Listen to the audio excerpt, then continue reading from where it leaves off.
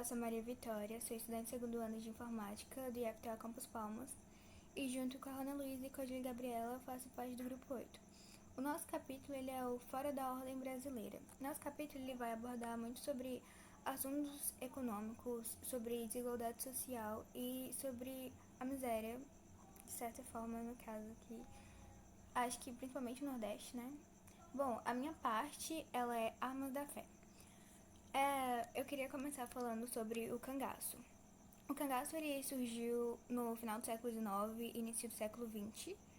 Esse período foi conhecido como República Velha e foi um momento de muita dificuldade para o Nordeste, pois a economia estava indo para o Sudeste, inclusive a capital, além de ter muitas secas que obrigou os nordestinos a migrarem para a Amazônia.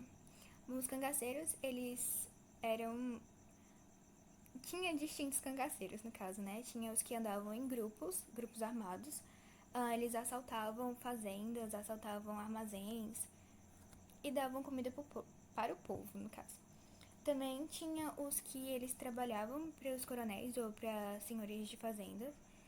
Eles trabalhavam fazendo serviços como protegendo os coronéis ou fazendo ameaças para pessoas que eles precisassem e até mesmo matando pessoas. Bom, além dos cangaceiros, eles ganharam muita fama pelas pessoas mais necessitadas, pelo fato deles, apesar de tudo, ajudar, né? E também quem ganhou muito destaque foram os beatos, em especial Padre Cícero. O Padre Cícero, ele era muito caridoso e muito conhecido pelos seus conselhos, pelas suas bênçãos e até famoso por realizar um milagre. As pessoas sentiam muita confiança nele, tanto que ele era muito envolvido socialmente e politicamente também. Mas, dando continuidade, né? Ele teve muito destaque nesse período. Bom, agora eu vou falar sobre Lampião, que é Virgulino Ferreira da Silva. Ele foi o principal cangaceiro, ele foi, acho que, o mais famoso no caso. Bom, ele desde pequeno sempre foi inteligente, ele aprendeu a ler e escrever desde pequeno, o que nessa época era muito importante, ganhando muito destaque no caso. Além disso, quando ele se tornou cangaceiro ainda jovem, no caso ele entrou para esse mundo ainda jovem, e ele se destacava por suas habilidades e inteligências. No caso, o nome dele, Lampião, é por causa que quando ele atirava de noite, falava que a bala era tão forte que brilhava como um lampião. Bom, os cangaceiros, eu vi alguns artigos diferenciando. Para alguns, eles foram vilões, no caso, por causa que eles assaltavam fazendas, eles matavam pessoas, estupravam mulheres, mas para os mais necessitados eles foram uma espécie de herói, por causa que eles davam comida, alimento, que era uma coisa que eles precisavam muito, suporte no caso, naquele momento que eles estavam passando. O Lampião ele foi morto em 1938 por uma emboscada policial, ele foi morto junto com alguns outros cangaceiros e com a tão famosa Maria Bonita. Bom, acho que para essa parte de estudar sobre o cangaço, o que mais me chamou a atenção foi que, apesar de tudo que eles faziam, eles eram considerados muito religiosos e prestavam bastante devoção. O que é uma coisa meio assim. Eu fiquei um pouco assustada e eu achei isso um fator bem interessante. Bom, agora eu vou falar sobre Canudos, sobre a fundação de Canudos Belo Monte e todo o processo que teve, né? Bom, começou tudo com o Antônio Conselheiro, seu verdadeiro nome era Antônio Vicente Mendes Maciel, mas ele era conhecido como Antônio Conselheiro. Ele virou beato depois que a esposa deixou ele, e ele, a partir das suas pregações, ele ganhou muitos seguidores. Ele também tinha sido preso várias vezes por desordem. A fundação de Belmonte ocorre quando ele percebe que precisa de uma estabilidade e parar de peregrinar. Essas pessoas que estavam sendo atingidas pelos problemas socioeconômicos que o Nordeste se encontrava e seguiam ele, resolveram fundar esse povoado, que foi perto de um rio temporário chamado Vaza Barris. Era uma comunidade que ela era voltada ao bem-estar, ela não tinha propriedades privadas e ela era bem próspera na agricultura e na pecuária.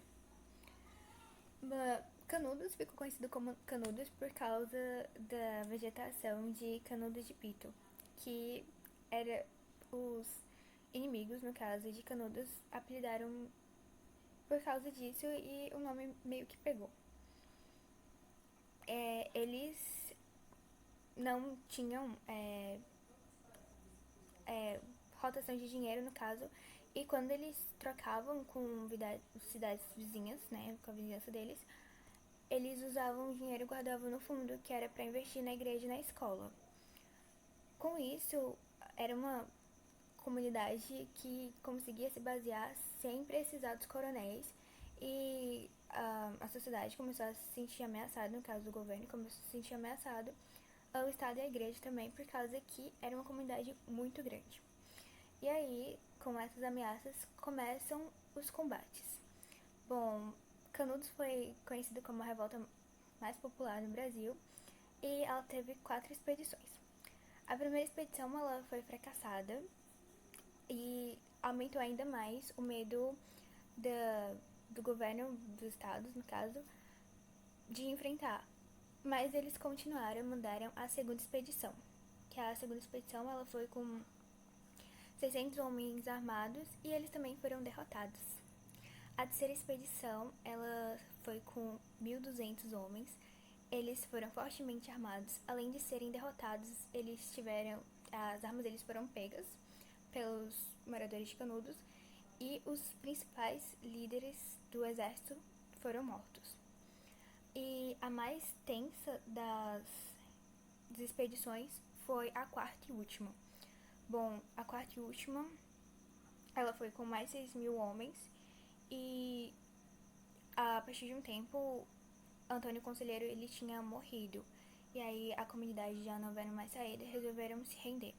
A partir do rendimento deles, acabou acontecendo uma história de horror, por causa que os que se renderam foram na maioria mulheres, crianças e idosos, e eles foram mortos e queimados. Além de que as meninas da comunidade que ficaram, elas foram estupradas ou obrigadas a se prostituírem pelos soldados. Então, acabou no fim que foi muito horrível, com muitas mortes e uma... Por último, tem a Guerra dos Contestados. A Guerra dos Contestados, ela foi de 1912 a 1916 e era uma área disputada entre o Paraná e a Santa Catarina.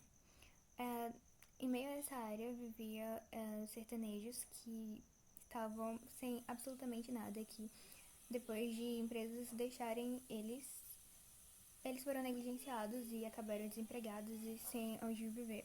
E liderados pelo monge José Maria, eles acabaram indo para essas terras. Nessas terras tinha muitos conflitos e acabou que a partir de um desses conflitos com o Paraná, eles conseguiram ficar armados. E a partir disso também, eles já eram uma comunidade, mas eles estavam se fortalecendo, era uma comunidade que eles apenas buscavam por justiça e por uma melhor condição de vida.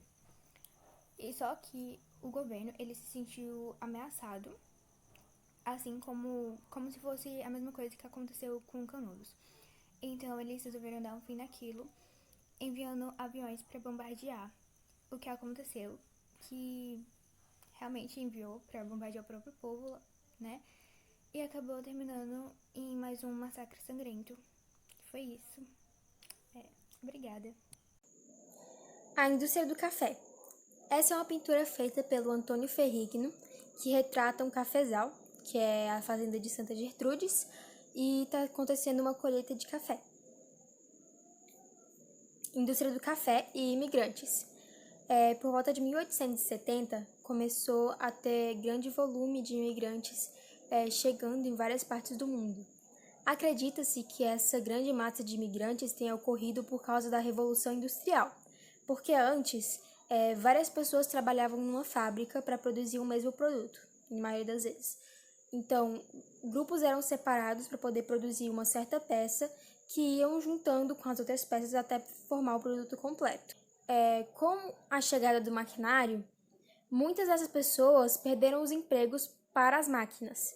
Então, isso acabou gerando uma grande quantidade de pessoas sem emprego em vários lugares do planeta. Nisso, algumas pessoas tiveram que se virar para procurar outro emprego. E quando algumas delas não conseguiam achar uma forma de se sustentar, elas tinham que correr para outro patamar de mudança, que seria mudar de país. Nisso, várias pessoas tiveram a ideia de vir aqui para o rumo das Américas, só que várias delas não sabiam exatamente para onde ir. Então, algumas foram para a América do Norte, algumas para a Argentina, mas teve uma grande parte que se direcionou para o sul do Brasil, especificamente em São Paulo e no Rio Grande do Sul. A cafeicultura ela impulsionou muito o crescimento nessa época também, porque tanto no estado de São Paulo quanto no município. O estado tinha por volta de 800 mil habitantes e deu um salto estratosférico para 3 milhões.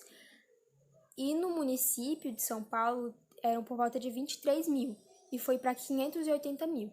Então foi uma grande quantidade de pessoas que vieram para o Brasil e se alocaram nesses estados e cidades específicos, o que acabou gerando um grande aumento populacional.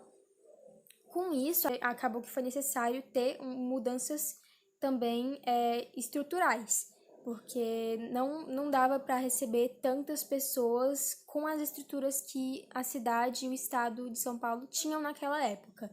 Então, antes, era muito comum ver em São Paulo chácaras, mansões, carroças, também gente andando a cavalo, com burrinho pela rua também. E muitas dessas coisas foram deixadas para trás para poder dar lugar para a construção de prédios, de avenidas, viadutos e trilhos para a circulação de bondes e outras linhas férreas.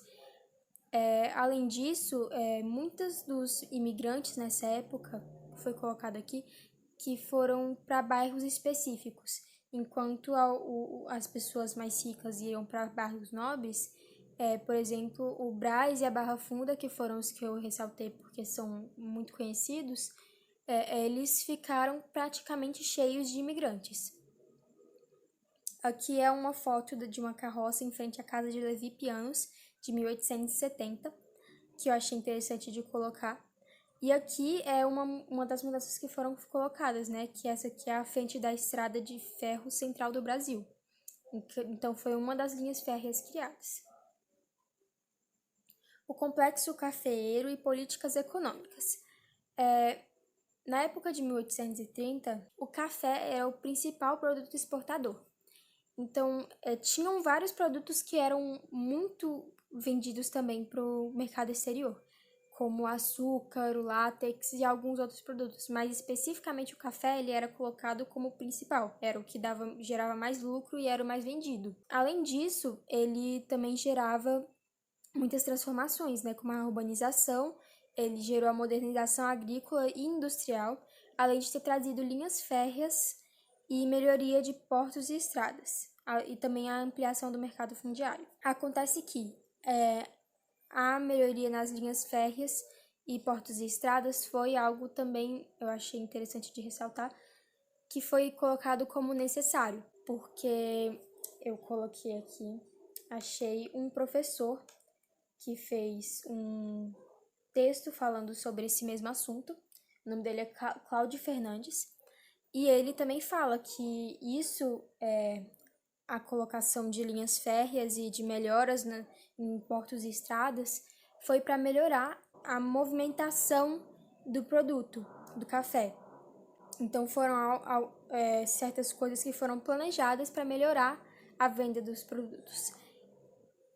Em 1880, os fazendeiros começaram a investir em fundação de indústrias, o que levou a um surto industrial aqui no Brasil. A vinda de imigrantes gerou também muito mercado de trabalho, além de também ter gerado uma demanda maior de alguns certos produtos. Então, quando eles vieram para cá, gerou um aumento, sim, muito grande em questão de alimentos, bebidas e tecidos. Então, além de ter gerado demanda, também gerou emprego. Mas quem eram os responsáveis pelos capitais tiveram permissão para poder oferecer trabalho a esses imigrantes, só que pagando menos do que o normal. Então, os imigrantes vieram e recebiam uma quantia não muito... Era considerável, dava para viver, mas não era uma quantia assim para ter uma vida de um padrão assim muito bom. No governo Prudente de Moraes, de 1894 a 1898, a economia brasileira foi exatamente voltada para o café, por causa dos lucros que ele gerava, por ser o principal produto de exportação e gerar um grande lucro para o Brasil. Aconteciam várias crises na época e o governo federal acabou tendo que deixar de lado algumas partes do setor cafeeiro, tiveram que cortar partes dele para não gastar muito, porque eles estavam com uma dívida externa muito grande e a moeda estava desvalorizada. Então, eles estavam querendo achar uma forma de resolver esses problemas econômicos. Foi aí que foi criado o Fundo de Loan. Ele era um conjunto de normas que eles colocaram para poder diminuir a dívida externa brasileira e recuperar a economia brasileira. Isso começou a ser colocado em prática mais ou menos em 1911. O Fundo de Loan acabou gerando um encilhamento, que foi um conjunto de problemas que aconteceu aqui no Brasil em situação econômica, no caso. Poderia ser aqui considerado como falências bancárias. O crescimento industrial diminuiu bastante, teve uma taxa de desemprego muito grande, porque uma das coisas que o Fundo de Loan visava era demitir vários funcionários, então isso gerou um grande desemprego, porque o fato deles demitirem alguém diminuía a quantidade de dinheiro que eles iam pagar para as pessoas, mas isso causou muito desemprego e causou muito problema econômico, claro. Também causou o achatamento salarial, que eu achei interessante falar, porque tem gente que talvez pode ficar assim, caraca, o que é achatamento salarial? E eu achei o seguinte, o achatamento salarial é quando tem uma pessoa, algumas pessoas, que estão recebendo dinheiro suficiente só para sobreviver, basicamente. Então, ele é colocado como um salário que mesmo quando... que ele só é aumentado, mesmo quando ele é aumentado, ele só é para sobreviver.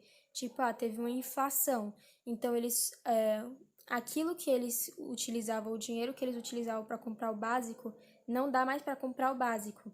Então, eles aumentam o salário só mais um pouco para poder acompanhar o que eles têm que gastar com o básico. Então, eles aumentam o salário, mas ainda assim só vai dar para comprar o básico para a pessoa sobreviver.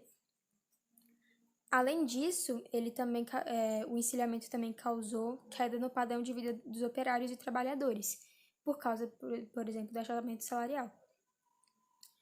A moeda desvalorizada foi um grande fator de tudo isso, e os produtores de café até recebiam uma grande quantia de lucro por causa disso, porque quando a moeda brasileira está desvalorizada, isso quer dizer assim, vamos utilizar, por exemplo, moedas atuais.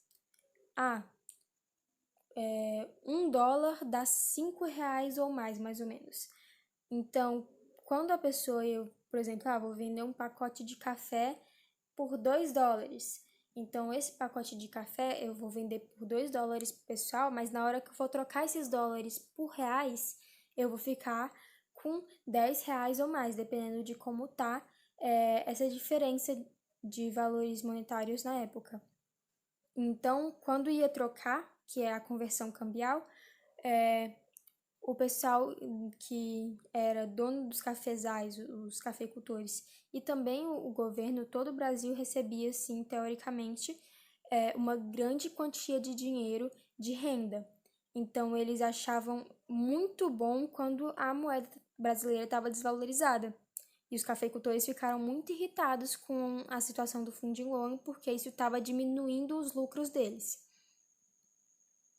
Com essa coisa do Funding Loan, as crises foram diminuindo, teoricamente.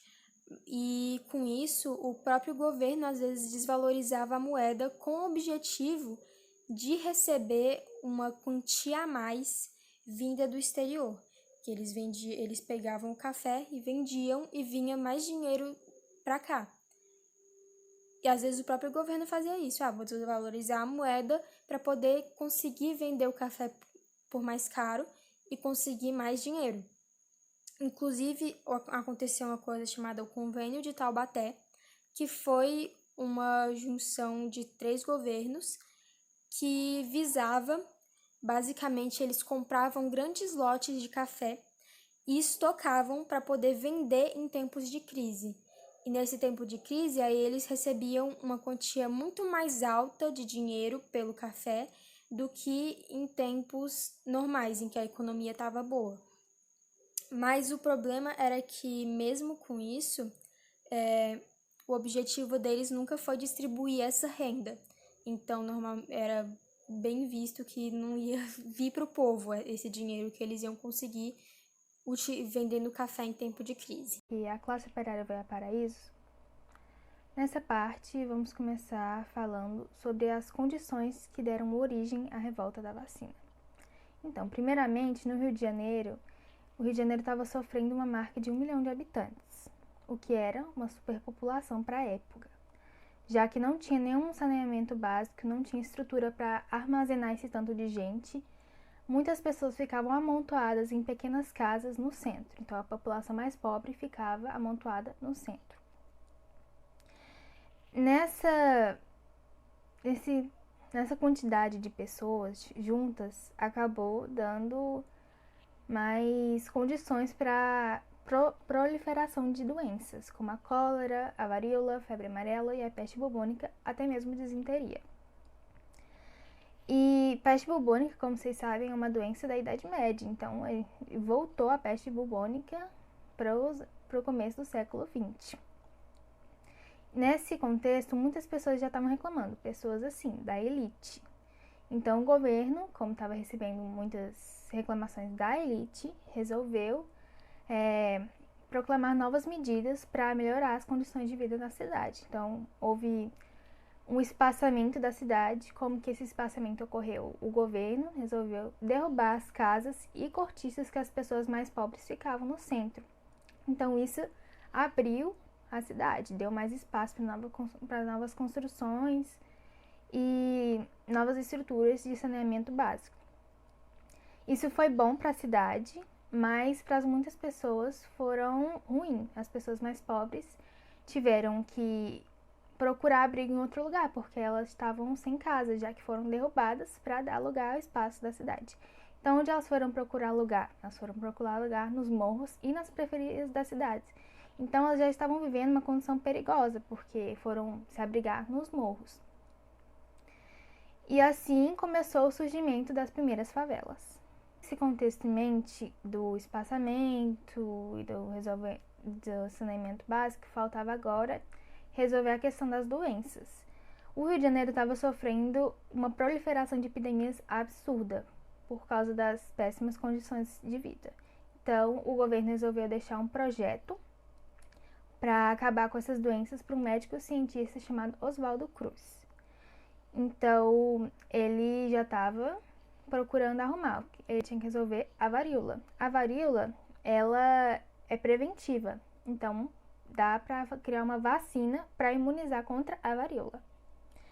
Só que as pessoas não tinham nenhuma informação sobre vacina. Eles nunca tinham sido vacinados na vida.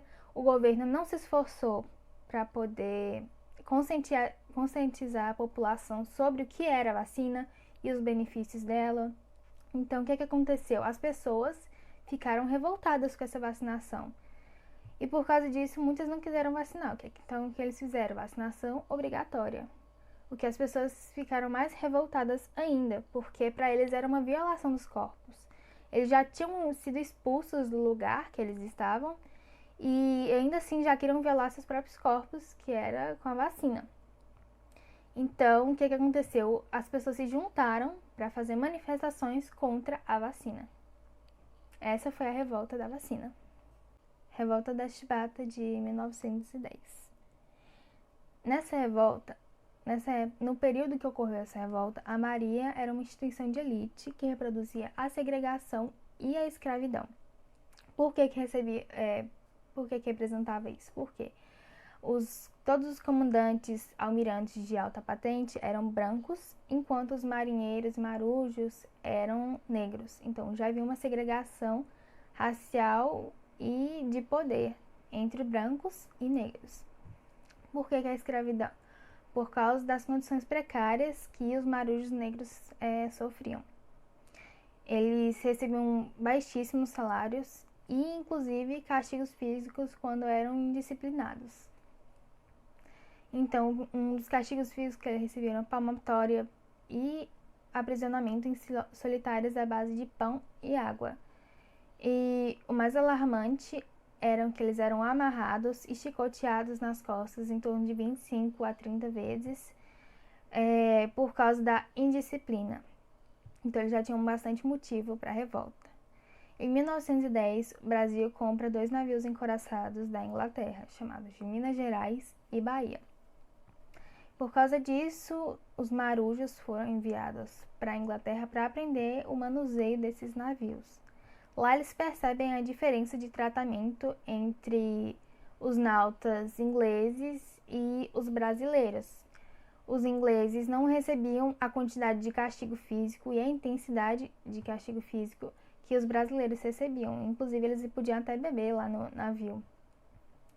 Enquanto os brasileiros sofriam à base de castigos físicos. Então, eles já tinham essa ideia na cabeça. Por que os ingleses não sofrem enquanto os brasileiros sofrem? Então, eles voltam para o Brasil já com essa ideia na cabeça. No dia 16 de novembro, o oficial do navio Minas Gerais pune o marinheiro com 250 chibatadas por ter sido visto entrando no navio com 2 garrafas de cachaça. Esse comandante já era conhecido por ser um sádico e já deu essa punição extrapolada que nenhum ser humano, nenhum ser vivo deveria aguentar, 250 chibatadas.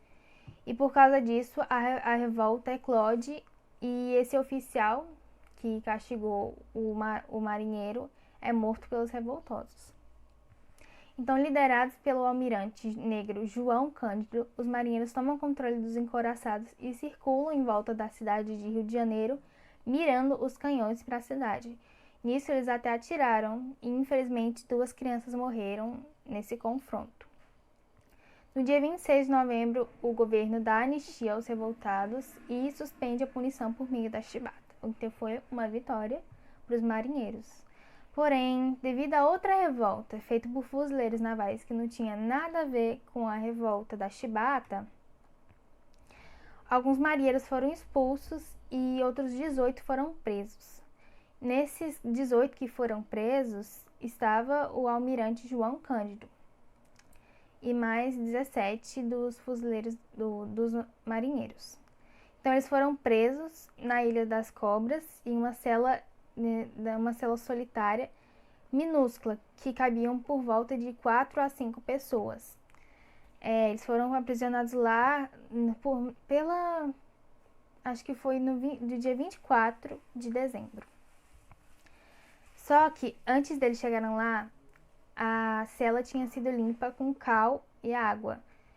E a água começou a secar e o pó do cal começou a subir. E as pessoas estavam presas lá, morreram asfixiadas. No total morreram 16 pessoas e só sobraram 2. Dessas 2 que sobreviveram, uma era o almirante negro João Cândido. Só que, para piorar a situação, eles só abriram a cela 3 dias depois. Então, eles ficaram com os corpos mortos lá durante 3 dias. O proletariado. Agora vamos falar sobre uma série de manifestações e greves que ocorreram no Brasil no século XX, que foram motivadas pelas condições trabalhistas da época. Então, quais eram essas condições? Eram de 12 a 15 horas de trabalho por dia com um salário miserável, péssimas condições de higiene e sem descanso semanal garantido. Inclusive, se, por exemplo, eles perdessem um dedo em um desses trabalhos, eles não eram recompensados de nenhuma forma pelas empresas. E muitos desses trabalhadores eram ex-escravos e imigrantes. Esses imigrantes eram principalmente da Europa, então eles carregavam na memória as lembranças sobre as lutas ocorridas lá na Inglaterra por melhores condições de trabalho, que incluíam lutas por aumentos salariais, lutas pela redução da jornada de trabalho, por melhores condições de higiene, segurança, organização e participação políticas, que ocorreram lá na Europa no século XIX. Assim, já com essas ideias de mente, os trabalhadores tentaram, por meio de greves e manifestações, melhorar a situação em que eles viviam. Nesse contexto, duas principais divisões políticas foram criadas. Elas eram apoiadas pelos operários e permaneceram no Brasil até 1922.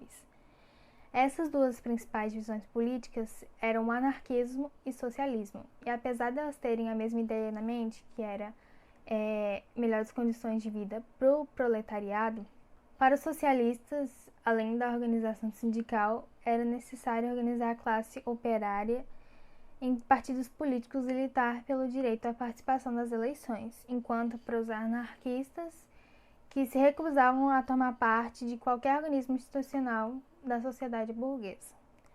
Só que essa rivalidade entre esses dois partidos políticos não impediu os trabalhadores de buscarem por melhores condições. Então, assim, em 1906 foi fundada a Confederação Operária Brasileira, COB, liderada pelos anarcossindicalistas. E em julho de 1917 ocorreu uma greve geral no país que paralisou a cidade de São Paulo durante uma semana. E por causa dessa paralisação geral, eles conseguiram um aumento de 20% no salário sem emissão de grevistas. Então, nenhum grevista foi demitido durante esse período. E mesmo assim, mesmo com essa vitória,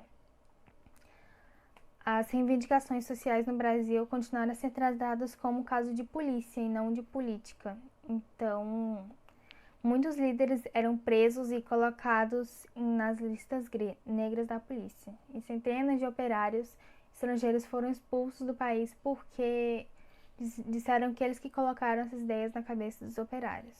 E por isso eles foram expulsos do país. Capoeira, carnaval e espaço público. A abolição sem uma política de integração dos ex-escravizados gerou uma situação de marginalidade entre os negros. E para as elites, as expressões da cultura afro-brasileira comprometiam e eram uma afronta para o modelo cultural europeu, e por isso passaram a proibir e perseguir essas manifestações. Mas mesmo assim, as pessoas continuaram praticando. A capoeira, esse misto de luta e dança, passou a fazer parte do cotidiano da vida urbana, e sua prática começou a incomodar as autoridades.